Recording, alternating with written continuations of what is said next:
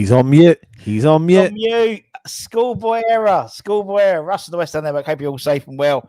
If you're new, Andy, give it a like, give it a comment, give it a share, give it a bloody good subscribe.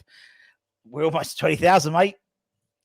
We are on the march towards 20,000. Russ, I remember telling you about that a few months ago, and you're like, yeah, maybe middle of next year. Exactly. And it's, you know, it surprised me. But you know, it's amazing what a win in a win for a, you know, in terms of the Europa Conference League could do.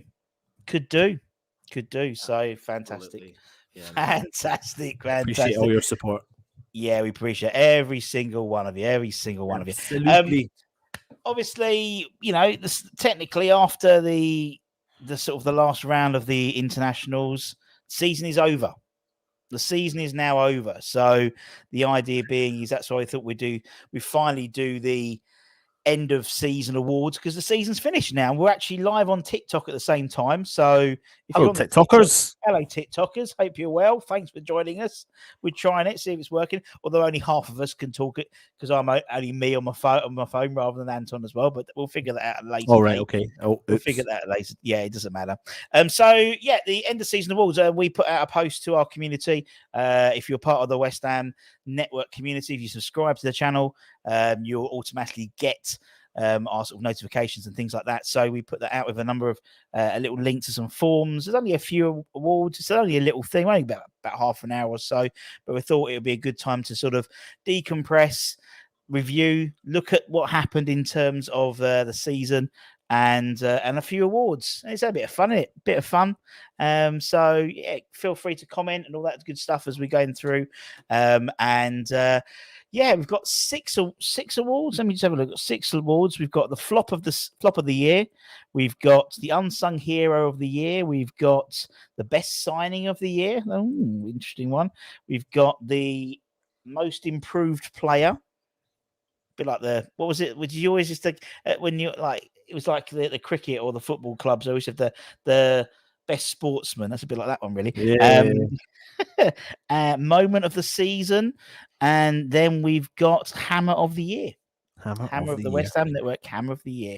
When was the last? Apart from the final, when was the final? Was 2 weeks ago, wasn't it? 2 weeks ago. 2 weeks today. 2 weeks ago. Yeah, absolutely crazy. Absolutely. And the Premier League season finished 2 weeks before that. 10 days before that, wasn't it? We're nearly a month since Leicester, and 2 weeks since European glory. Yeah, European glory. Crazy. And Declan Rice is still a West Ham player. The saga continues. The saga continues. Anton did a little bit of a catch up this afternoon with Man United apparently entering the bidding war potentially. I think, I think if Man United offers, I don't know, 80 plus McTominay, would you take that?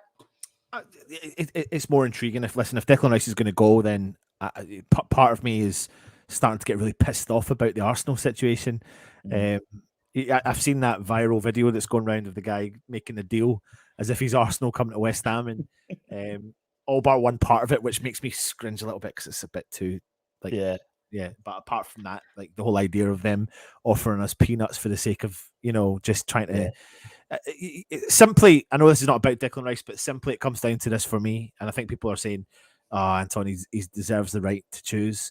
It simply comes down to the fact that, and I addressed this in the video as well, because you said the other day that we lowball many other teams. We do. And we do, and I agree with that comment, but I think this is different because we're dealing with a player who's a club captain who is just won a European Cup and is potentially a future England captain. So with all due respect to the Harvey Barnes of the world, who I would love West Ham to get. Exactly. But then I think we do live in our own little bubble sometimes, I'll be honest. So I think Harvey Barnes, someone like JWP is their talisman. He's Southampton's, you know, captain. He's been there all the time. And so if we go in with, say they want 40 million, we go in with 25.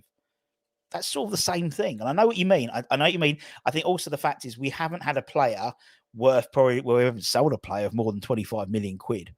You know, look, we as soon as Bruce, Ajax offered us 25 million for bloody Haller, we took it. and Dimitri Payet. So we're not very good at bringing in. Working with them in the we've got I'm on two things at the same time. Oh dear. Anyway, Terry's on Terry the Baker. Yay, tell boy on the TikTok live. But yeah, I know what you mean. It's frustrating. I was talking to my friend at work. He's an Arsenal fan. He wants the deal done, and he's getting a bit worried as every day passes because West Ham are doing exactly what we want us to do. We want a bidding. The valuation is from Arsenal to consider that they're on their second bid and they're so far away from making something happen. That's a concern in terms of if you were Declan Rice's camp. How much do you want? I'm really surprised at the amount of pundits that have spoken out and gone, he's just not worth it. I'm really surprised at that. I think most of these pundits want goals. That's what they want. They want that final third part of the situation. So that's something we know that Declan Rice doesn't give. He may give it moving forward, but he doesn't give it just now. But it's everything else he does on the park. And I've made this argument, and I feel like sometimes I'm arguing with people about why you should sign Declan Rice, but in actual fact, I should be not arguing about it and just going, he's crap. Yeah, he is crap. Yeah, he's not going to score goals. But the point I was trying to make was what he does on the park allows them to score more goals. That's there was a clip on, I think it was someone on Twitter put it on. It was Declan Rice's first game in the Europa League last year, and it was like a minute and a half long of Declan Rice just being Declan Rice. He scored a goal. There was interceptions, there was plays, there was passing, there was breaking up. And if you want to know what Declan Rice can bring to your team, that minute and a half gave you just exactly what you needed. It's not just doing one thing. He was all over the place. And it was on Twitter. It was his first European adventure. I can't remember who he played in first in the European adventure. But speaking of European adventures, well, the news was today the fans aren't going to the first away leg this next season. UEFA have banned us for the away fans for the first fixture away in the group stages of the Europa League. Europa League, we're not in the conference, not Europa League, with the draw happening September the 1st for the group stages. And something like, is it a 50 grand fine? 50 grand for something and 8 grand for something else. 50 grand for throwing. To be honest, though, Russ, and 8 grand for something else.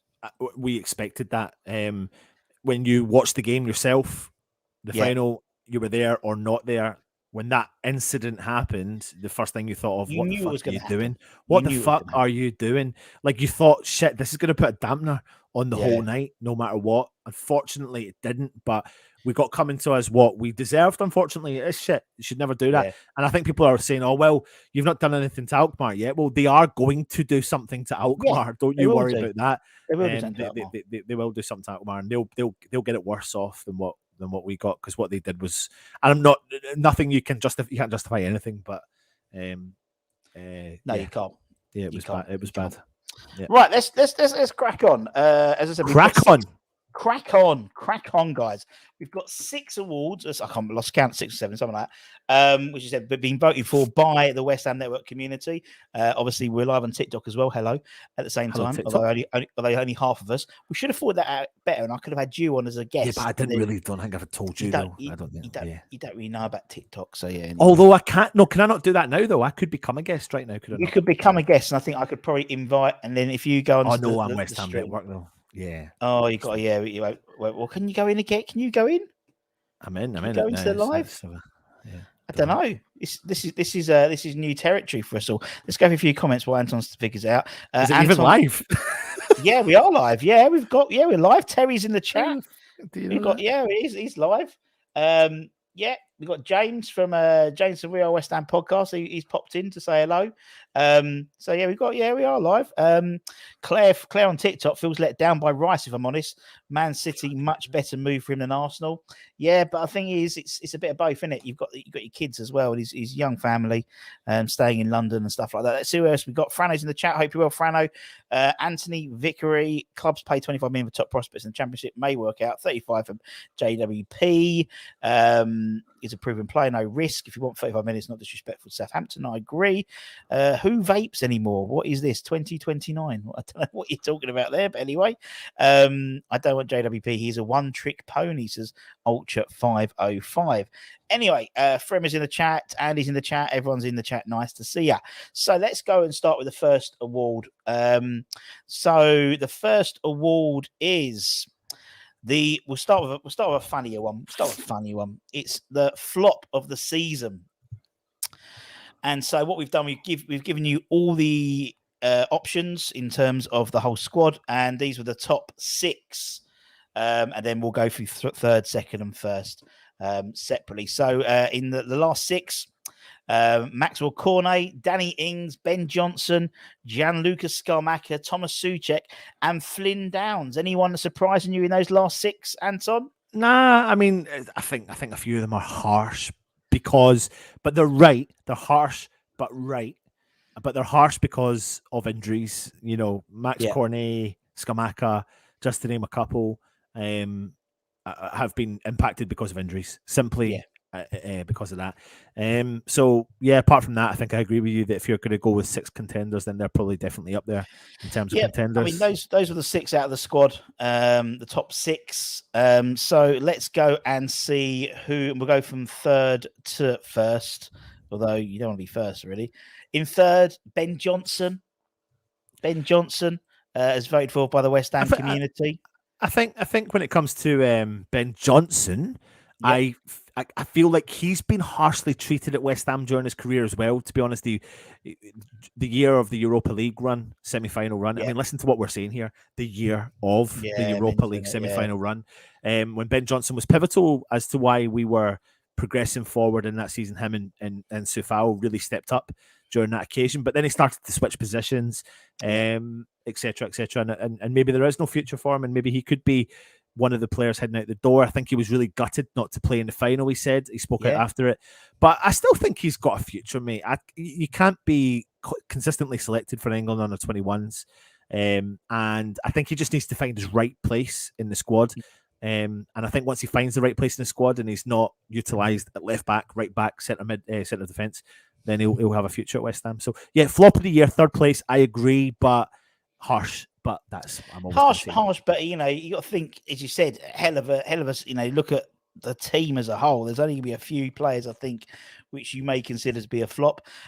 In second place, we have got Danny Ings. Danny Ings is second place. Thoughts about Ings? So remember, everyone, this has been voted by you guys. Yeah. Yes and no, as well, because I think that his brace was against Forest. Yeah.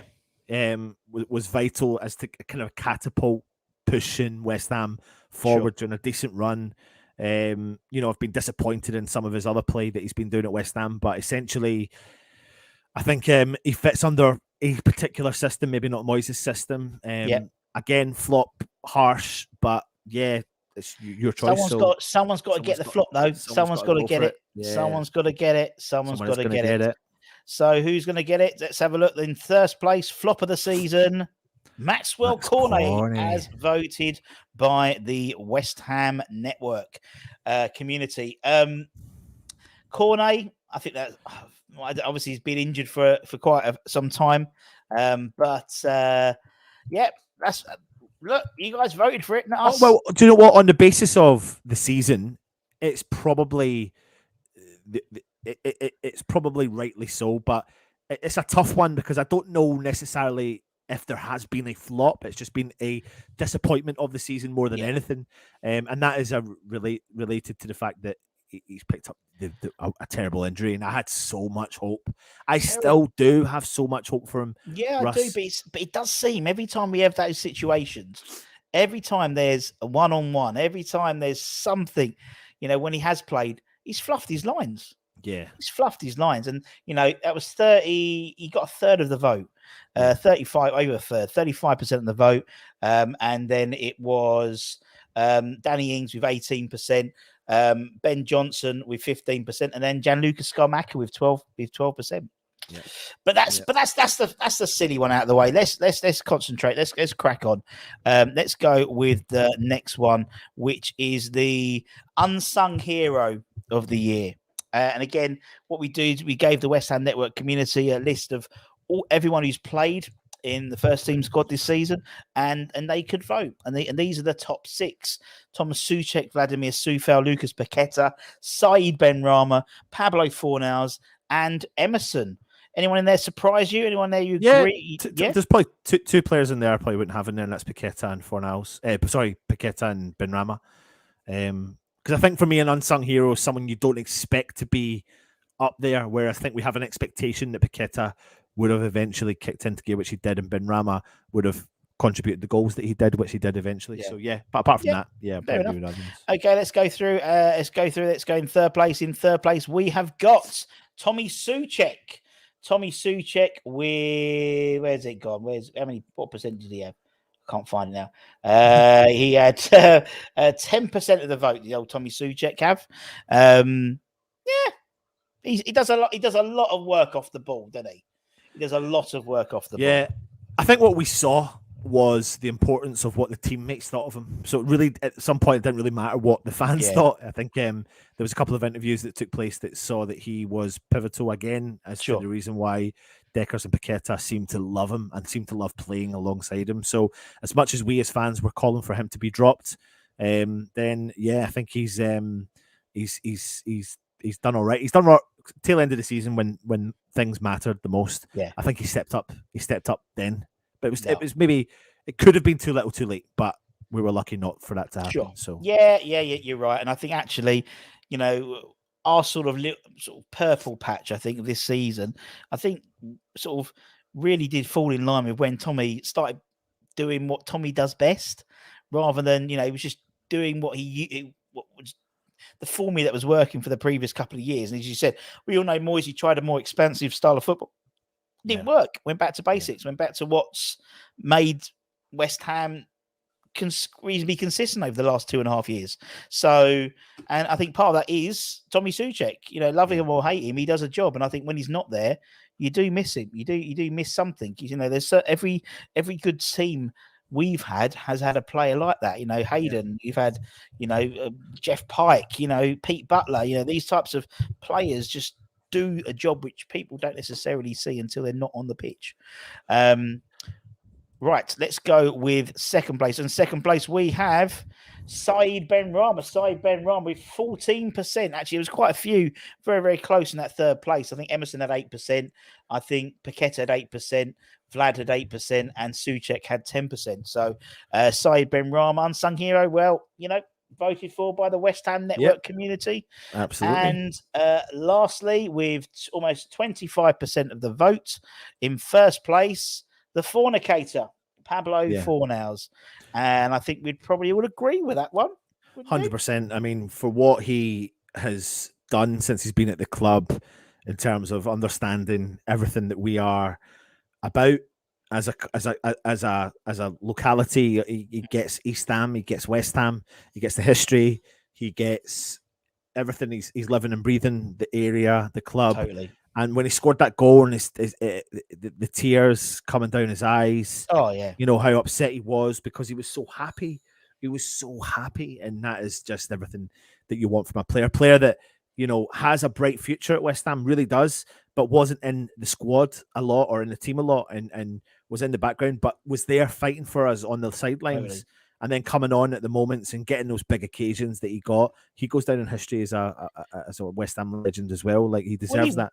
He will do, won't he? I mean, you look at, as I said, we've, in our history, we've had such a small number of players who have actually won anything and scored in finals and scored in semi-finals. You look at, go back to people like Keith Robson, Robbo. I mean, and in terms of, 74 and, we talk about the side that won at 65, obviously Trevor Brooking. We talk about, certain key times, and there's been quarterfinals or semi-finals. We talk about Marlon Harewood, Paul Konchesky. There's a very small amount of, selection of players who have done that at semi-final and it was such a Roy of the Rovers type moment in terms of that goal that it's going to be there. It's the same as Bowen's goal. Damon Flowing's got it. Absolutely insane. 100%. And it seems that people, or luckily everyone in the chat, has agreed because they voted. So, yeah, of course. Happy Hammer. Nice to see you. Right, let's move on like Donkey Kong. We'll rattle through these. Let's go with the best signing of the year. So, anyone that we signed, and that includes obviously Areola. We signed him on loan the previous, but we signed permanently in the summer. So, out of our 8, 9, something, including Danny Ings in January as well.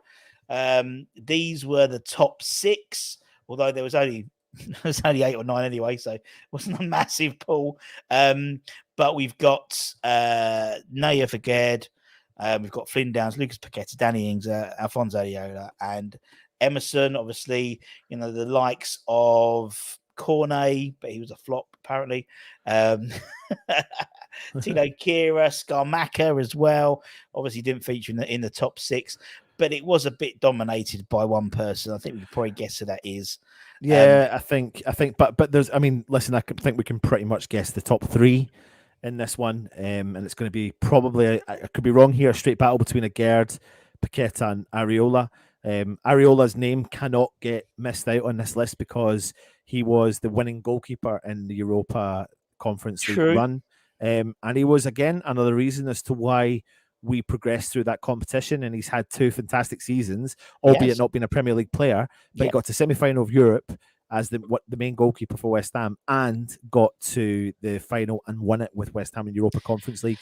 And yeah, do like his distribution. Think he's got a bright future at West Ham. Think he's probably going to be number 1 next year. Be really surprised if he's not number 1 at West Ham next year, because I think there's going to be quite a few changes in our squad. But yeah, the 3, the 3 of them deserve to go up there. Right. Okay. Let's see. I think you might be a tad disappointed with one of them. In third place, and this is very close, but in third place was Flynn Downs. Flynn Downs had 4%. I'm really surprised. But I'm really surprised. But I like him though. I really like him. Like him, and I think he's got a bright future at West Ham. I've not saw enough of him yet to come in the team and go dominate and potentially take over Souček. But people then could say to me, "Well, we've not saw any of him, Anton. So how can you make that decision, that choice?" I think but what's interesting about him is he's played something like 6 or 7 Premier League starts or whatever, and they've all been against, most of them have been away against the top 6. So when he has played, he's played where he's in really like high pressure games. So he's been trusted in those situations. But anyway, but it's only 4%. As I said, it was dominated by one person. But we'll come to that one. In second place, Naya Fagerd with 16%. So Flynn had 4%. Naya had 16%. I'm excited for this guy next season. I am, with a full pre-season behind him. With a full pre-season behind him, I think he's a solid back 4 and goalkeeper. You think how many different partners he's played with this season, including goalkeepers. The goalkeepers situation is switched between obviously Areola and Fabianski. But you think, he's partnered with Cresswell, Zuma, Ogbonna, Tilo Kira. And Russ, he's had to overcome a bad injury. A disappointing injury that will affect him mentally. Come back, play. Think he was going to miss the World Cup, play the World Cup. Come back straight into West Ham. So he's played a different style of football we're in, different style of football in Morocco, come into West Ham and had to hit the ground running. So for what all that, I know a couple of little individual errors here, there and everywhere, but I think that's eradicated next year because the guy's a baller, 100%. No, totally. And first place. Just sold my car to Gianluca Skamaka. No, with 74% of the vote. A landslide victory, or no, that's wrong one, for Lucas Paqueta. Lucas Paqueta. What a surprise. Lucas Paqueta is the West Ham Network Player of the Season 2022-23. And as voted by you. As voted by you, the West Ham Network community. And as you said, in terms of excitement for Agerd next season, I'm excited what this guy's going to bring next season. Shit, man, But obviously, we need to know who he's fucking partnering with first in the midfield. But I think whoever he brings in, you're going to see some fat. You're going to see again. Although, as we said yesterday, he did go off injured, shoulder injury again. I think that's something that's going to hamper him now for quite often unless he gets it fixed in an operation. But even then, once you've done your shoulder, and it's someone who's done his shoulder in, once you've done it once, it does tend to happen quite a bit. Yeah, that's the trouble. I think people are mentioning in the chat there about Newcastle potentially interested in him. Let's not beat about the bush here. Of course they are. Of course many clubs are. Yeah, there's going to be many clubs sniffing around players. Like, we have to be realistic here. People will sniffing around even Agüero. People will sniff around Paqueta. People will sniff around Areola because they'll be like, is he going to be number one? So there's going to be all these players. I mean, you're hearing rumors of Downs going out on loan. So there's so many changes coming our way. So let's not beat about the bush. I think he's staying, and I love the way he writes. Do you know what? I remember doing the video, the kind of the tactical video we do. Yeah. But even before we signed him, though, it was like the tactical video. And I remember because when we played Lyon last year, there was the thing saying that he may miss the game and how vital he was to their season. And that point, that put him on our radar. Yeah, and definitely. What I love about him in particular is how he rides a tackle. He surfs.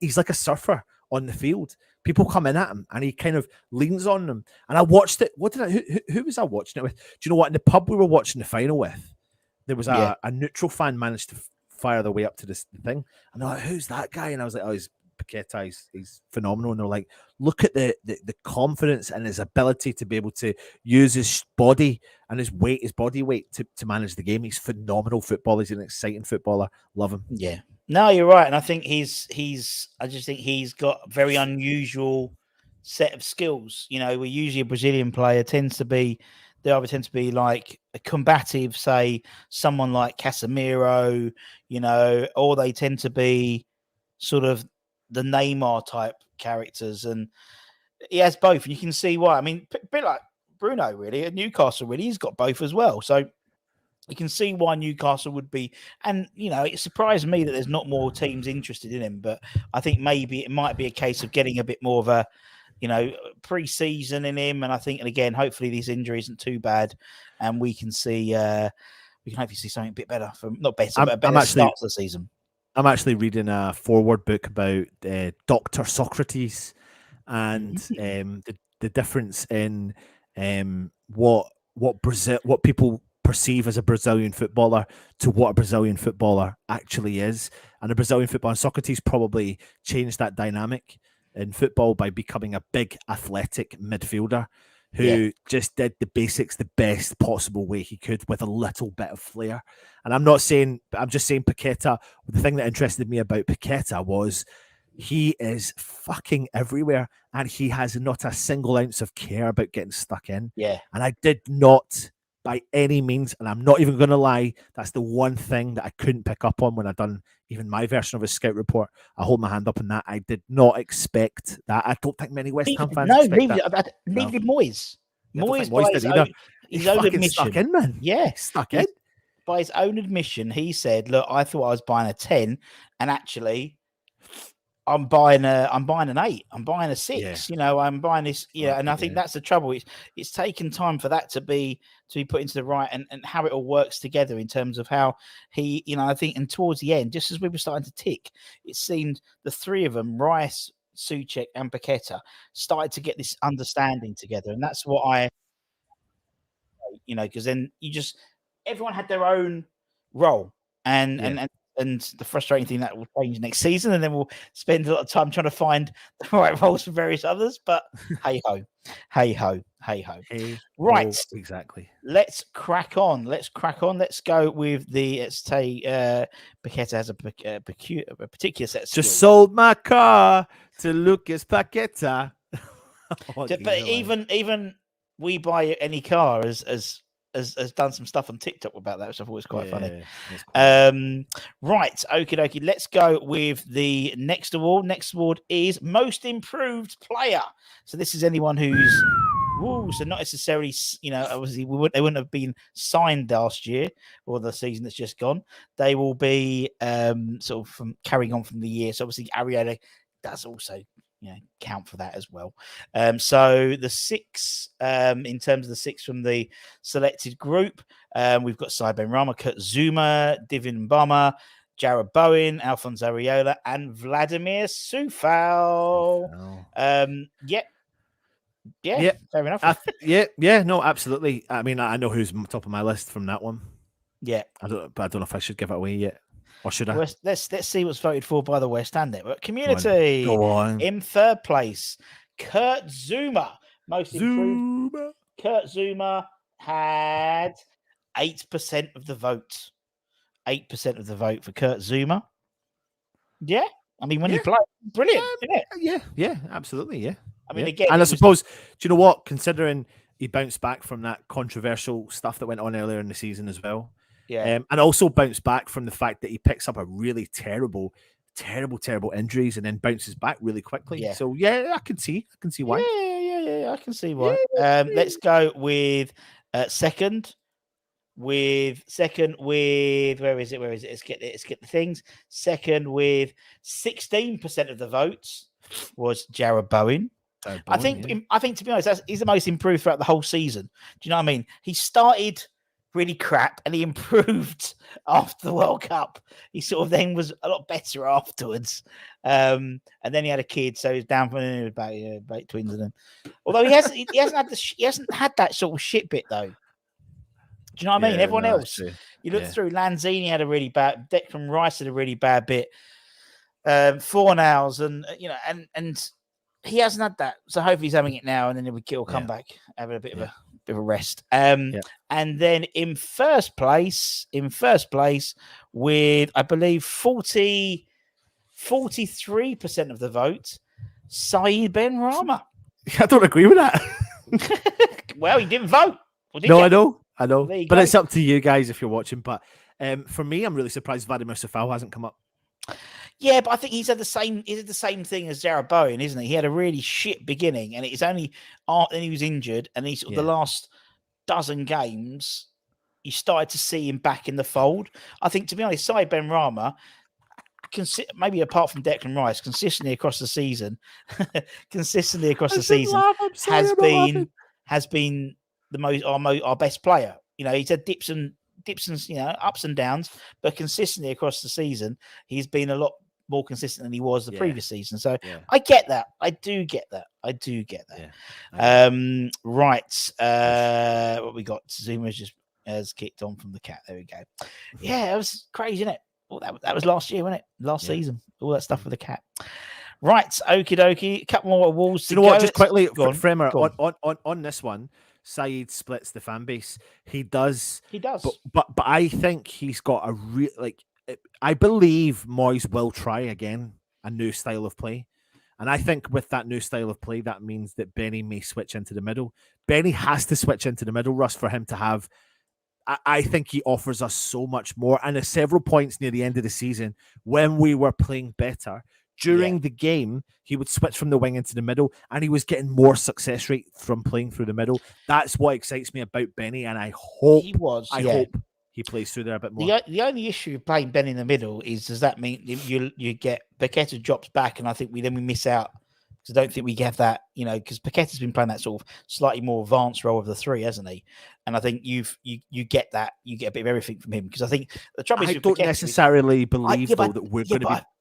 Yeah, but I was going to say, if I don't want him back there, because I want him further up there. We've got enough players who can do the back stuff, and actually, I want Paqueta more front forward. I think there's, there could be a way where you play Paqueta and Benny in sort of a diamond behind, sort of a triangle behind a one striker, maybe. Don't know. Well, I don't necessarily believe we always have to now move forward with two central defensive midfielders. To be honest, that's something we always relied on for the past couple of seasons. But in order for us to break away from the style of play that we're doing defensively all the time, then we have to maybe look at that option of not doing that so much, and trying it out. I think this is probably going to be a season of trying again, and hoping it clicks. This is probably why it puts the pressure back onto Moyes to go, right, okay, you believed in your project, you got what you wanted in the end. Now you've had the bedding in period. Now we're giving you a bit more money. Now prove to us that you can change the style of play, push ourselves up the league, and do that. That's probably why, within reason, without being horrible about the situation, you know, if things don't go right come January, Russ, Moyes is gone, and we know that. Oh, we know he's So, got. Yeah, we know he's on yeah. borrowed time. You know, Yeah. Moyes is on borrowed time. You know, there's no two ways about that. And I think, and the fact, and I keep harking back, and I think there's a couple of others in the chat who keep harking back this on the comments and the videos. You know, what I can't get my head around is, and this is not a pro Moyes statement, but you can't have a manager on a 1 year contract. You can't. Yeah, because it's just short term, and there's and I think that could be part of the reason why we are linked with, say, 27, 28-year-old midfielders rather than, we were linked with Edison, Alvarez and Yusuf Musai and people like that. But the trouble is, they may take a season or 6 months to bed in. They're looking at, obviously Palino, they're looking at JWP. 27, 28 can go slot straight in, and you maybe get 3-8 years out of them. And that's the trouble, because Moyes has got no incentive at the moment to build a side that could last 2, 3, 4 years. He's got no incentive because he fucks off in summer at the moment, to all intensive purposes. And that's the thing. If he was staying, I would have offered. And this is I can hear Nick's explosion. But realistically now, I would offer him a new contract, because actually I'd rather than what's going to happen is we're going to get loads of journeymen or loads of players who are right for now. And then in 2 years' time, we're going to have the same issue where we're going to have to rebuild everything again. Yeah. And we can't be doing that every season. We had a massive rebuild last season. We're going to have a massive rebuild this season. The next season, Oggy's contract runs out because we've offered him a new deal, 1 year extension. In terms of Vlad, will have 1 year extra on his contract. Fabianski will be out of contract. We'll have Cresswell out of contract because all these guys have been offered new deals, but that's only 1 year deals. So next year, it's just prolonging it. So whoever comes in next year, you'll be like, right, see you later, I'm off. Yeah. Basically what Ferguson did to him, he's going to do to whoever comes in now, unless he gets a new contract. Yeah, which is crazy. No, you're right. I know I'm right. That's the thing. And that's just me. Anyway, let's what we got. Anyway, what we're doing moment of the season. Oh, now there's 6 moments. I think I only put 6 in anyway. So it was like, just because I thought, and obviously they were in the last couple of months, because there was fuck all to laugh about previously, to be honest. I mean, I'd be so surprised if number one isn't what we all say. But I mean, I'm sorry, I'm gonna have to jump in. But even now, I'm getting goosebumps at the moment of Bowen putting that goal in the back of the net. Euphoria I haven't experienced. It's the blood, sweat, and tears of being a West Ham fan through our whole life. Our whole life on that one moment when you're sitting there and you are literally thinking about going into extra time, the thing you hate the most. You're thinking of penalties. You're starting to think about who subs you would make. And Bowen, that ball, that perfectly weighted ball through the middle for Bowen. I'm getting the goosebumps again. And he just goes forward and you hear the commentary in your head and he puts the ball into the back of the net. Yeah. And wherever you are in the world, you're in the stadium, you're not in the stadium, you go fucking wild. Russ, you cried your fucking eyes out. Yeah. And I cried my fucking eyes out. And everyone I know cried their eyes out. And it was amazing. It was unbelievable. And I'm sorry if that doesn't go fucking number one, then holy shit. So so number one is Andy Carroll's semi-final appearance there. So these are 6. Bowen Rice lifting the ECL trophy. Moyes' dad dancing in the dad dancing in total, not just in the changing room, but obviously on the team bus. That was brilliant. We've got Bowen's obviously goal, Fornals' semi-final goal, Andy Carroll random semi-final appearance in Alkmaar, and Declan Rice swearing on the BBC not once but twice. Yeah, which was brilliant. Yeah. I'm intrigued to see what everyone does. So, in terms of third place, we have Pablo Fornals' semi-final goal. I mean, as what I said, a fucking moment. It was a great moment. Moment. That was 8% of the fan. 6% voted for Declan Rice swearing on the BBC twice in the ECL parade screen. So absolutely brilliant. 8% for Pablo Fornals. Let's go. Second was Declan Rice lifting the ECL trophy. 28% of the vote. And with 56% of the vote, Super Andy Carroll. No, it was Bowen scoring that last minute winner. What a moment. What a moment. What a moment. As you said, Bowen's goal. Love, but Bowen's goal has to be it indeed. Only topped by Bowen's, it certainly was. And as you said, it's going to be one of those things which, and I've said this before, unlike the other times we've won stuff, we have this all documented now. We have YouTube, we have TikTok, we have BBC, we have everything on Twitter. And so we'll be able to relive this, and our children and our grandchildren, they'll have this documented. Unlike, 1980s, we had that documented, and 65 months and grainy footage. But we actually have it all in HD and all in 4K. And, it's amazing. We have all this footage now. So that'll be replayed for years to come. Years to come, we'll be going down, 20 years time, we'll be down the Ruskin, Romford, and Ian will be putting on an event, or Len will be putting on an event at Dagenham and Redbridge, and it will be Bowen and Fornals talking about that game. And, and it's our time to have a side that we can pin our history to. You and me haven't had that. We haven't had that. Nope. I mean, we have now. Freddie has. Joey has. Yeah, Joey's Joey's 18 months. He's 18 months. He doesn't know what, Jesus, unbelievable. To be fair, though, you don't really count that. You can count Freddie because you're old enough to know he remembers. I don't count 85, 86 because I was 5, so I didn't really know it. But anyway, and let's go with the last. Is it the last one? I think it's the last one, which is the West Ham Network Ham of the Year. I wonder who this could be. So out of everyone who's played in the first team, these were the 6 top answers. Declan Rice, never heard of him. Doesn't he play for Arsenal? Jared Bowen, Lucas Paqueta, Said Benrahma, Pablo Fornals, and Naif Aged. I'm pretty sure we all know who's won it, but it'd be interesting to see the others. Yeah. Be interesting. Who would you? Okay, we know who's going to win it. Who's your second and third? Paqueta and probably Aged. Yeah, I think. Oh, it's a tough one. I don't know. Maybe Bowen as well. Yeah, it's a tough one. But Declan and Paqueta in the top 2, surely. Third one could be open up to a few more. Okie dokie. So let's go third place. Third place, Said Benrahma. See, he splits goal contributions. Goal contributions, and in creativity throughout the season.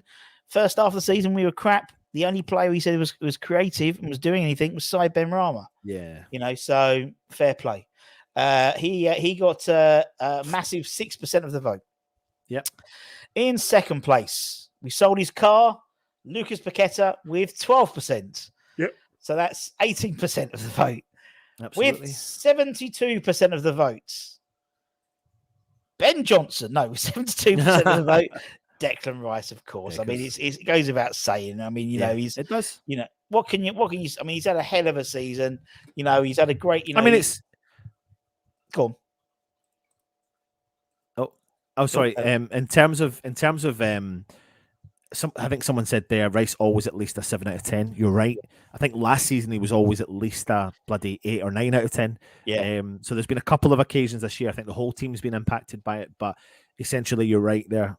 He has always been a 7 out of 10 minimum, and that's been a small amount of games where the rest of the ones he's sometimes carried us, and that's what makes him special. That's what makes him special to teams who don't have him, who don't understand what he'll bring to that team. In terms of when they go forward and knowing that they've got, there's this onus so much on goal contributions, and I get that to a certain extent. But if goal contributions are so important, then why are not more teams looking at JWP from Southampton? Because he's got a lot of goal contributions, but what they're looking at his age, and they're looking at his all-round game. But if you are no wonder teams are chasing him. No wonder teams are chasing him, because he's a ridiculous player in what he does. His ability to drive on the ball, his ability to cover the ground that he covers, his ability to read the game. I love his ability to read the game. That's what makes him exciting as a footballer. He's a good reader of football, and it's very rare you get that in the game. I think the last player, I'm not saying I'm comparing him, but the last player I can remember who read the game, who played for West Ham really well, was Winston Reid. Before that, it's been a long time again. You know, readers of the game. I think Naif Aguerd can read the game quite well. I think he's got the potential to do that as well. But you've got usually West Ham deal with your no nonsense guys. You know, True. like, you get the people in the middle of the park, Mark Nobles of the world, to just get stuck in. But Declan Rice is a fantastic reader of the game. And listen, if we get another year out of him, I'd love nothing more than Declan to give West Ham one more year. Due to by default, essentially, if that happens, just to weigh up his options again come the summer, because I speak to someone today. Every club right now is a risk. I get it, and I know what you could look at him and go, he's an extremely humble guy, but going to Arsenal because they've not won anything, and he could be leaving the project and win it again. But shit, man, like, fuck, just give us. I just want him, selfishly, just want him to play with West Ham for one more year and live as the legend rather than just be the legend. Like, but he's going. We all know he's a legend already. I mean, not being funny, he's one of, you have to put him in the same bracket now as Bobby Moore and Billy Bonds in terms of West Ham players who have lifted the trophy, and he has. So he's already in that. Arguably, I think. I think to be as much as someone like Mark Noble, 18 years, he never lifted anything apart from, so and he'll always be Mr. West Ham, but he won't be one of those three. So he is a legend. I think the trouble is now is he's played about 250 games for us. It puts him in the top, whatever it is. I think Lanzini left the club in the top 70 or something like that, appearances of all time. So that must be in the top 20, 30, something like that. For me, I think whoever he goes to, we can, fair play, and they've got a hell of a player. As I said, we have our little WhatsApp groups, and there's, wherever we think of Arsenal, they are always in the conversation when it comes to Champions League. They might not get into the Champions League every year, but they are in the conversation. And I was talking to the guy today, an Arsenal fan, and he's excited about the season ahead. He's obviously, Declan Rice excites him. He obviously, same with a lot of fans. They don't know what they're getting. Yeah. They don't know what they're getting. I was listening to it today. They were talking about, João Paulino. They offer him, 90 million for him, or something ridiculous was reported, which is bollocks. And people go, "Oh, I can't believe they're doing that." But on paper, João Paulino was the best central defensive midfielder in Europe. Yeah. And so, if Declan Rice is 120 million, which is what he, in terms of packaging, they want 100 million plus a player, basically 120 million, say, then 90 million seems about the market rate. And with the Saudi money now, and people like Kante, people like Zigic, Mendy, Koulibaly going to the Saudi leagues for 50 to 60 million each. It's blown out of the water. I mean, Jude Bellingham goes for about 85, 90 million pounds to Real Madrid. So that seems about, that's the level. Declan Rice is slightly more because he's obviously a bit more experienced. He's Premier League ready, that type of thing. Seems fair enough. So look, wherever he goes, they've got a hell of a player on their hands, and they'll realise just how good he is. And I was listening 100%. To Hawksby and Jacobs, and they were talking about it, and they go, "Oh, Declan Rice he's not worth 100 million pounds." Yes, he is. You just don't watch him week in, week out. You don't know what he brings. I have it so many times. Like you said, Russ, you feel like you battle people to prove how good he is. Yeah, but in actual fact, it's not a bad position for West Ham to be in, because you kind of selfishly hope that other clubs think like that. And maybe that's what Arsenal think. Maybe Arsenal think the same. Maybe Arsenal think, I'm not going to pay that money for Declan Rice. Well, we've clearly said that he is over £100 million player, and in my opinion, he is. If you base it on the rate of the way that the players are gone, the value of players. I get Jack Grealish, but things have gone up in the market. It was 2 years ago. The market's exploded now, and so looking at someone like Declan Rice, and you're thinking, what he brings, and I think personally, if he goes to Arsenal, I think he'll actually be able to express himself more than if he went to a City. I think if he goes to City, he stays in that CDM role that he plays with England. and just stays there. I think actually Arsenal, he's a bit more of a bigger fish in a bigger pond, so to speak. It's funny though. Because it's funny because there seems to be this kind of pressure on him to go forward and score more goals. But in actual fact, do you know what? Like, he's a natural born central defender. A natural born central defender doesn't necessarily always want to get forward and score goals. You never, I never, every sport I played defensively in. If I went forward, I didn't really know what to do, and I didn't want to do it. I just naturally thought about defending, and Declan Rice is the same. So for me, it's like, you think of Bobby Moore, right? You think of Bobby Moore as, like, you don't think of him scoring goals.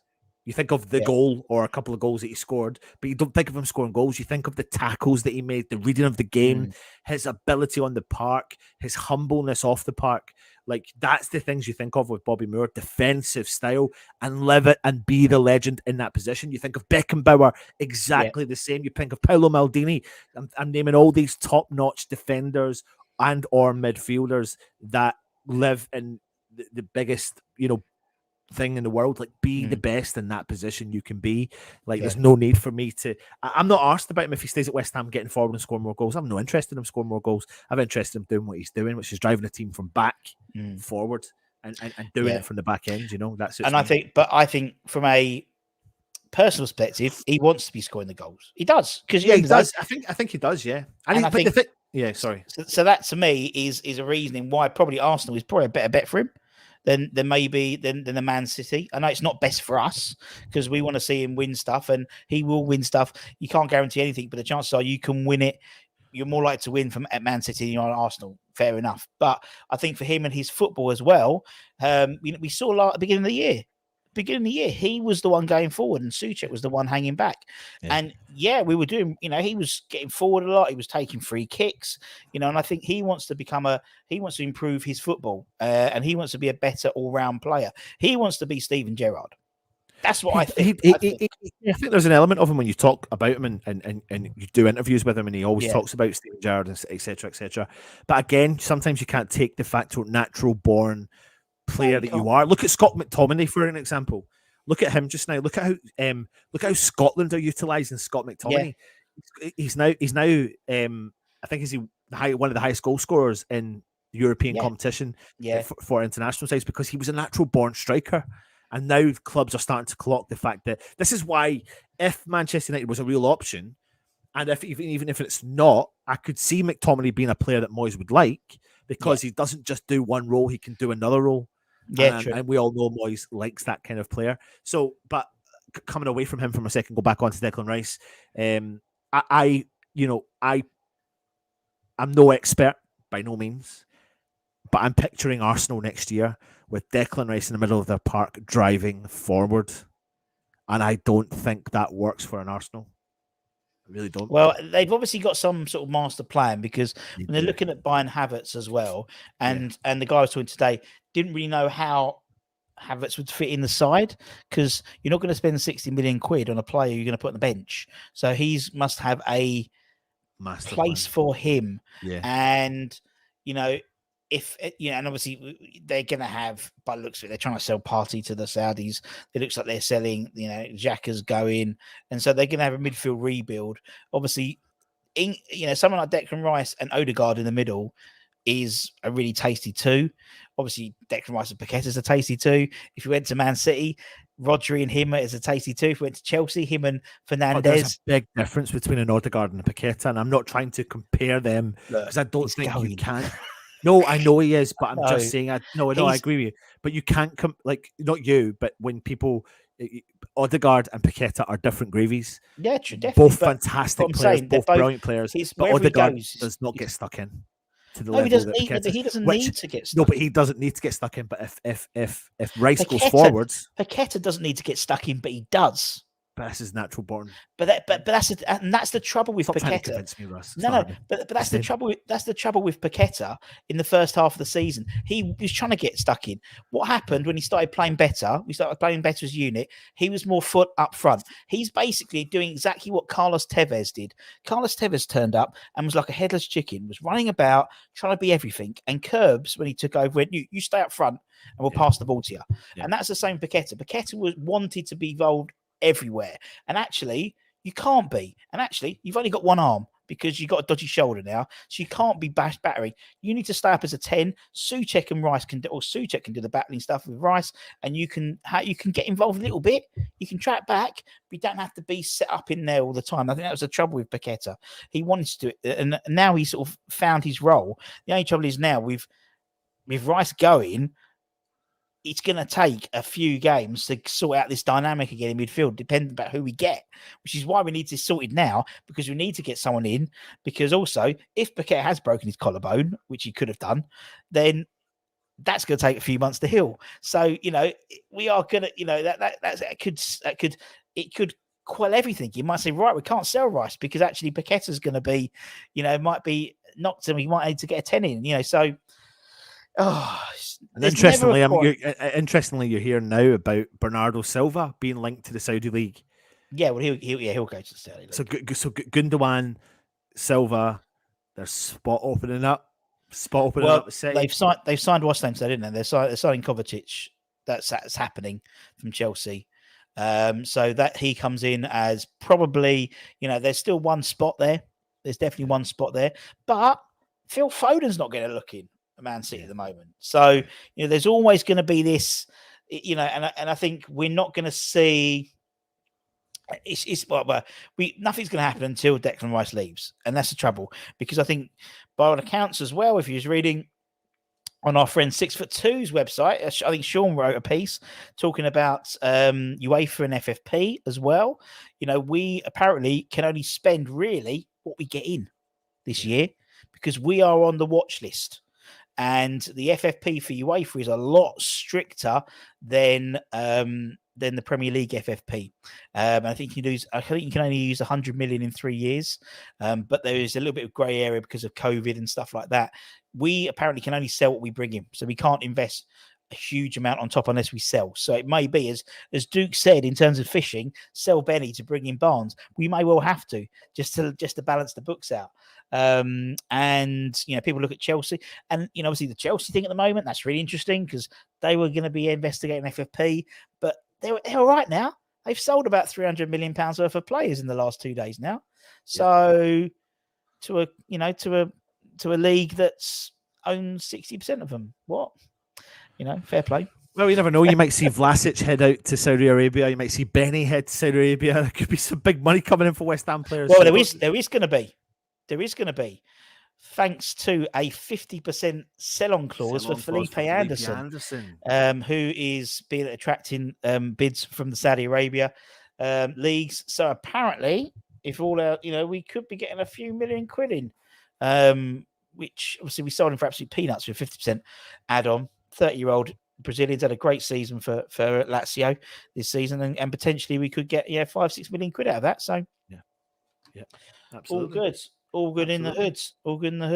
I was going to say tomorrow is the return of the Russie Rumour Roundup.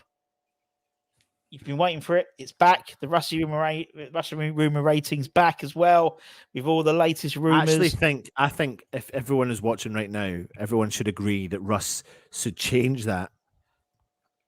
And he should have a little Anton, and he should have a little Holly, and he should have a little couple of other pictures, and then he could build it up as the, Yeah, maybe. Maybe we'll do that for a second thing. Maybe if you do your own rumour rating. The Anton. Oh, here he goes. Can't think of anything. And then Hammers Headlines will have a load of new stuff. There's stuff happening all the time. It is relentless at the moment. We go to Australia in about 4 weeks' time. Well, do you know what? I'm still keeping an eye on our update because I'm really, really, really hoping they can still go to St Andrews. I can still see St Andrews being an option because it's UK, it's away, it's the first trip. They always do the last. No, Russ. St Andrews is not the main camp. Never has been the main camp. So Australia will be the biggie.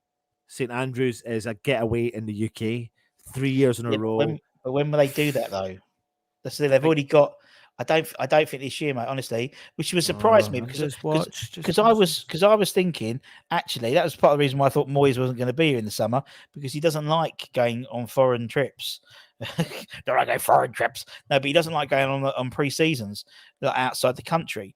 But Australia is pretty much it's the other side of the world. But then by all accounts, none of the international players are going to be going anyway. So that pretty much counts for half of the squad. When are they due to go? It's beginning of. That's why we're in no rush to sell Declan Rice by all accounts, because he's not reporting back to for training until after camp.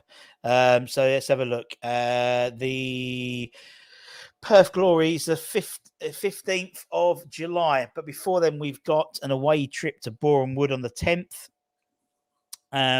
So they're away for 2 weeks or a week and a half in Australia. Then they're at Dagenham Redbridge on the 22nd at Daggers, and then they're going to Wren away on the 29th. And then they'll probably have a Betway Cup, maybe. Probably and then not. They got in the week after is Bournemouth away. So I don't know where they're going to. A week before they might come up to Scotland. Keep an eye on that one. Keep an eye on that one. Keep an eye on that one. Keep an eye on that one. They won't. Ever since they've been to St Andrews, we've been reasonably successful. So keep an eye on it. We weren't successful last season until we did. We were successful. We won the bloody European Cup, Russ. Anyway, this is a good comment from Hammers Mikey.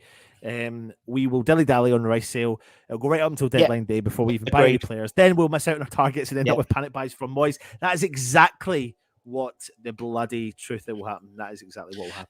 That's what I've said. And literally, I said it the day after we won the trophy. Right, we need Moyes sorted and we need Declan Rice sorted now, because the likes of Villa are already buying. They've got Yuri Tillemans on a free transfer. They're already looking at. We're going to be competing with Villa on every side in this season. I guarantee it. Plus, we're going to have, we've got the likes of Brighton. They're going to be getting stronger. These teams are 10 days in front of us in terms of their transfer, targets. And actually, so we could even plan. We've almost had, I reckon we've had probably about 3 different lists. Lists if you win the Europa Conference League, for the list if Moisey goes, and the list if Declan, so we've got all these different. So everything's up in the air. Everything's up in the air with us. And so it's, and I said, then I can see him selling Rice in the last sort of, just as the season kicks off, or maybe he's played a couple of games. No, in our fucking luck, you turn an ankle in it, and then we'll be absolutely up shit creek without a ladder already. Nah, we won't be. We won't. It'll be fine. Declan Rice will stay. We'll have some money. We'll spend some money. We'll bring in Harvey Barnes. Spend. But that's bullshit. That's bullshit. It's not. It is. I don't care what anyone says. How do you know? How do you know? We are. Well, because it's the rules. It's the FFP Well, rules. nobody gives a fuck about the rules, though. Because Man City don't give a fuck about the rules. Yeah, but Arsenal don't give a fuck about the rules. Chelsea don't give a fuck about the rules. We are on the watch list. Yeah, but fuck the watch list, because nobody cares. You don't get given in trouble to the level that you should be anymore. We've got one. We got a £25,000 fine for throwing a sandwich at a goalkeeper. They will throw the book at us because we're not because we're West Ham. We are not Man City. We are not. The juggernaut that is a Chelsea or Chelsea aren't in UEFA, so it doesn't really matter in terms of Europe this year. But we are we've got to be proper on it, and I think that's the trouble. We need to move people along. People will go, Declan Rice, if you're going, you're going. If you're not, you're not. Make your mind up. Get it sorted, because we need to plan. We need to plan. At the end of the day, that's fine. Yeah, no, that's all right. But it's true, isn't it? It's true, because it's like I do. Yeah. Because it's like if Rice doesn't go, then okay, great. Benny goes. But yeah, sell Benny in. Bringing Harvey Barnes, 1 in, 1 out. Tell you what, though, what we do is we've got a valuable squad. We really do have a valuable squad. Yeah, we do. Yeah, we do have a valuable squad. I think we have a valuable 11 and about a valuable 13 or 14. Yeah, I think from then on the value diminishes. Yeah, quite a lot. It falls off the cliff. So you're not going to get 20 million for Ben Johnson. No. 10. So you probably get 10, which is, comparable of, I mean, look, we spoke about Alex Scott today, 25 million quid.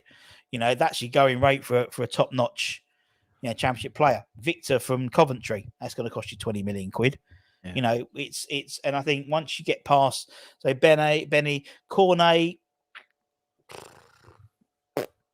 so you wouldn't sell Bowen, Agaird's not going, you got to think Zuma wouldn't go.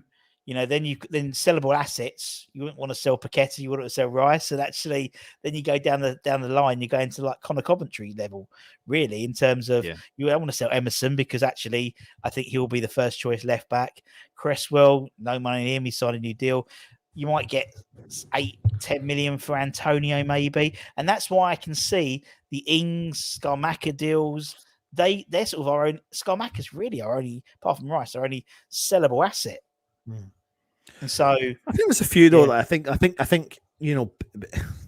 if just for talking sake, if we do need money coming in and it's not Declan Rice, then you think of Benny. Benny's a sellable asset. Benny's 40 million minimum on the basis of goal contributions in the Premier League and the consistent goal contributions, whether or not his final third isn't being fantastic in a West Ham shirt. That's what takes the money down from me, isn't it? So that, I don't think sometimes these teams look at that. I think sometimes these teams go, he is a goal contributor who will play in the position we want him to play at our club, and we'll play him the way that they do. It's a bit like JWP, Southampton, or like captain Southampton, 40 million, 29 years old. That's it. That's what you're paying. That's what you're going to get from him. I think Benny brings in that amount of money. I really do. Skamaka, Skamaka. On that basis, I mean, Harvey Barnes is 40 million. Yeah, so it's a straight swap. If you had to spend 40 million, you'd spend the money on Harvey Barnes than Ben Rama. Yeah. In my humble opinion, I think he's a better player. So that to me is an upgrade. So I know Duke's fishing, but I think actually that's an upgrade. I think to me. Skamaka. I think But you could look at things like what someone said there. Duke's actually said, you could look at sending a couple of players as part of the deal for Harvey Barnes on loan, because they're in the Championship, and so Mubama. I'm just saying, I don't want him to go. I'd love him to feature somewhere along the line next year. But if he doesn't, a massive opportunity for Mubama is to play in the Championship with Leicester City. I mean, that alone, Russ, is worthy of taking 10 million quid off. Maybe, yeah. Well, I suppose if his goals to bring in terms of getting them promoted. Yeah. So they have stuff to work with to be able to bring these things down. Yeah, I know what you mean. I think there's also. I don't think Corney will go. I think Corney will stay. I think Corney will stay. I think he's got a future at West Ham, albeit whether or not they play him as a second striker and or the winger and also the left back, because he can play the left back position as well. So, and I think what's his chops GP's just said it as well. But we've got options. We do. I don't think we've got. Honestly, I was looking at it the other day. I don't think we've got as many options as we think. I agree though. There's a couple, and it's about how you do things cleverly.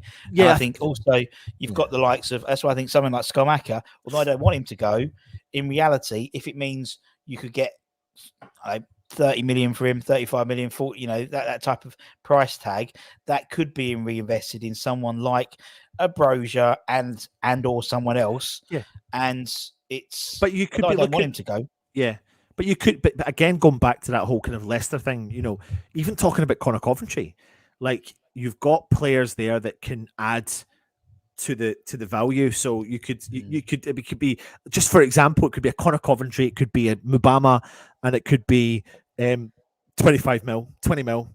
Bosch, you've got Barnes, as part of that deal.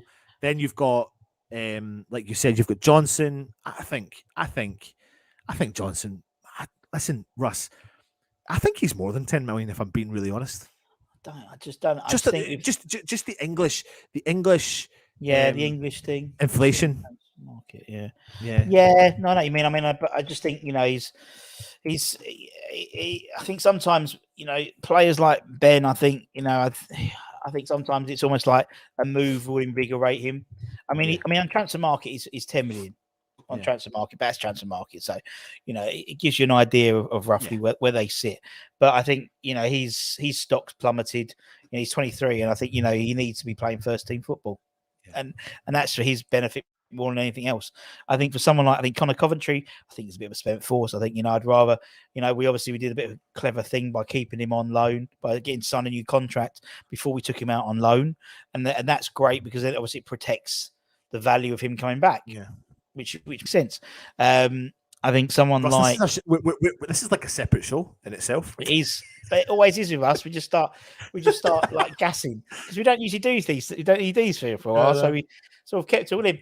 What was I going to say about like Danny Ings? I think he could. I think Ings could go. He doesn't. I think he could go, yeah, and I think he could generate. Well, what do we pay for him? 15 mil. Yeah, you're not going to get that back on him now. No, but you know what though, Russ? There are clubs out there that probably would pay that. I'll tell you who they are. They're clubs that have just recently been relegated. Look at Southampton. Look who he used to play for, and look how desperate they'll be want to come up. So 15 million for a player like Danny Ings in the Championship, just as an example, and it's an exaggeration. Even 10 mil, like you are looking at goals galore. Yeah, you are. So you're going to find clubs that are that desperate who will get you goals. I think Danny Ings, even in a West Ham team, if they play to his style of play, would get you goals. They're not going to play to that style, so therefore he's going to go. Yeah. Antonio, we haven't even mentioned Antonio. Like, if he wants out, get him out. If he wants out, yeah, it's not going to be 10 million quid for him. It's going to be more than that. 33 though, isn't he? 33. I still think he can generate 30, a bit more. But he's 33 with sponge legs, isn't it? So sponge hamstrings. There's clubs out. Look at what West Ham used to do. Look at all the players we used to sign. We bought him for I know, but we're West Ham. That's the thing. We're different. No, but there are other clubs out there that do it. We buy him for 7 million quid. If you buy him we bought him 7 million quid again for Forest. I think you don't get more than 12 million for him. Honestly, I don't think you do. Yeah, that's what I mean. But I think 10 to 12 million. I think that's where you're going to get a profit on him. But I mean, I think that's why I think potentially you look at the whole down to Southampton rumor that's going around at the moment. That to me looks like a deal with SWP, the JWP rather. Yeah. Not Sean White Phillips. James Ward-Prowse. Transfer market put him at 7 million quid. Antonio, I think that's probably about right. Because he's 33. He's got one bad injury. He's got one more hamstring problem, and that's him done. Innit, really? He can have a purple patch, and we know he's going to have a purple patch, and that's when you need to sell him. You need to sell him when he has those purple patches. He'll probably, I think also he's going to be a bit of like, with the whole thing, the podcasts and stuff like that. That's going to be a risk for anyone to take, because. We know the disruptive influence he's had. I'm just looking at it now. When you look at the squad, a lot of aging faces in there. That's what I mean. And there's no, and that's what I've said about the whole thing about Moisey. There's no incentive for him to make that. So what does he do? He's basically given Ogbonna a new contract. So that quells anyone like Casey coming into the squad or Louise Al coming into the squad because Oggy's going to hold that spot. You've got the likes of Cresswell. Well, that curtails Ollie Scholes' progression into the first team squad. Who else is Vlad's? Yeah, that's fair. I think with Fabianski, I mean they've let Kinner go as well, the young lad, but they've still got Trott. I don't think Trott's going to ever pull up any trees trunks. I think Joseph Nang. Heggy's the one I think they're looking at more likely, and you've got the young lad as well. Terry, he's a good goalkeeper. So Tellboy. So it is an aging squad, and it should have been sorted this summer, but it's not. So it's going to be after sorted next summer by a new manager unless Moisey signs a new contract. Yeah. I'll tell you what though, Antonio could go for a season and make 24. Yeah. I mean, Ronaldo set up his family for the rest of his life, man. Ronaldo's 38, isn't he? And he's out there. So yeah, all the MLS. Vlasic. And I know we still owe money on him as well, but to really. Yeah, but that looks shit as well. That looks like we're going to get like less than 10 million for him, and that's the trouble. You look at we talk about Felipe Anderson. We've spoken about Haller already. The amount of money we've lost on these players, and it's like. That could have been easily another 30-40 million pounds somewhere within the last few years we'd have had in the coffers. Yeah. And it's and yes, there's some players we potentially could make a profit on, but we want to sell them now. You want to sell Bowie, you don't want to sell Souček, because of what they bring. Declan Rice, Skarmaki, you may make a slight profit on him. You might do it, but none of the Serie A clubs got any fucking money, so they want him. If he goes on a fucking loan to buy, I'm going to walk out. I do like Dookie. I do like Daka. I've always liked Daka. West Ham were really strongly linked to Daka. We were, actually. yeah. Yeah, I think he's been a falter, a failure, but under the Brendan Rodgers regime. It's like a Moisey thing, isn't it? It's like he's bought him, but he never used him. And Well, he's like, but the thing is, Nacho. But he's really direct. He's a direct striker, He's and a I quick think that's striker. and that's something we've missed actually for such a long time. And well, not such a long time in terms of it seems to work with an Antonio type striker. So Daka could be a decent replacement. Yeah, he hasn't got the physical. He hasn't got the. He's got the pace, so he's good for that sort of Do you know what? counter-attack. And you can see why Cornet is someone they want to potentially do that, but he's not as physical as Antonio, but he is a physical player. He can hold off a defender pretty much within reason. I just think he's been a failure of Brendan Rodgers' style of management. I was never a fan of Brendan Rodgers ever coming to West Ham ever. His history has shown that he's good at coming into a club and giving them reasonable success very quickly with the players that he's been given. It's when he gets given the budget, it's when he gets given the money for him to go and scout the players, is when he has the problem at every club. He has shown that, not Swansea, he's shown it at Liverpool, he's shown it at Leicester, and he did within reason show it at Celtic. I know he won everything at Celtic, but he did show it at all the clubs he's gone to. So yeah. No, I'm glad he's gone to Celtic because he's the manager. He's a manager who Sully's they've had a hard on for him. They've always had a hard on for him. Yeah. There's certain managers that it's like Benitez. They've always had a hard on for Benitez. Yeah. He's turned us down 3 times or something like that. So and there's certain managers, and it's like I just think and we haven't even touched on. I mean, we might have done a little. We haven't even touched on Warburton leaving. What that could mean. We haven't. I was actually going to do a piece the other day, and I don't mind telling you this, but it's too late now. And if I'd have done it the day I did it, was going to do it, a story broke about the player the next day, but he went elsewhere. It wasn't a player; it was a coach. It was Yaya Toure. I was going to do a story on why West Ham should go for Yaya Toure at West Ham, but he then announced yes. So I was going to do the story the day before yesterday. Had pretty much got it all together. Yeah. Was going to try and record it until I saw yesterday that he announced he's leaving the Tottenham coaching setup, and I think he's going to, was it Standard Liège or somewhere like that, to take up a management or coaching position there. And I was just thinking the Yaya Toure effect for a player like Declan Rice could be, a pull. But anyway, that was the vibe. But I think he's an up and coming coach, so he's someone to watch. Yeah, no, it's an interesting one. Obviously, I think the Warburton thing was jobs for the boys. He was going to get the Birmingham job. Didn't happen. We said, we've got to, come and give us a hand. But it seems that every time he gets someone, Moisey gets someone in his coaching staff. I mean, every season he's been there, we've lost we've lost someone. Yeah. So we lost Alan Irvine, Stuart Pearce. Right. Now we've lost. But he loves to help. But he loves to help people because during last season's camp at St Andrews, he had Charlie Adam in the camp. Yeah, he came and helped out, didn't he? Yeah, he came and helped out. But it's like we're the kind of club of going, yeah, come on, we'll help you.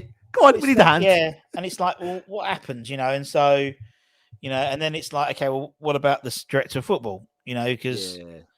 I mean, that's the thing. It's like that looks like it's happening, and it's like if it is Steiden, then hopefully he'll have a list of players he wants to sign because that's what Newman did when he turned up. He had a list, including this bloke from Argentina called Julian Alves, and always went, "No, I don't like look at him."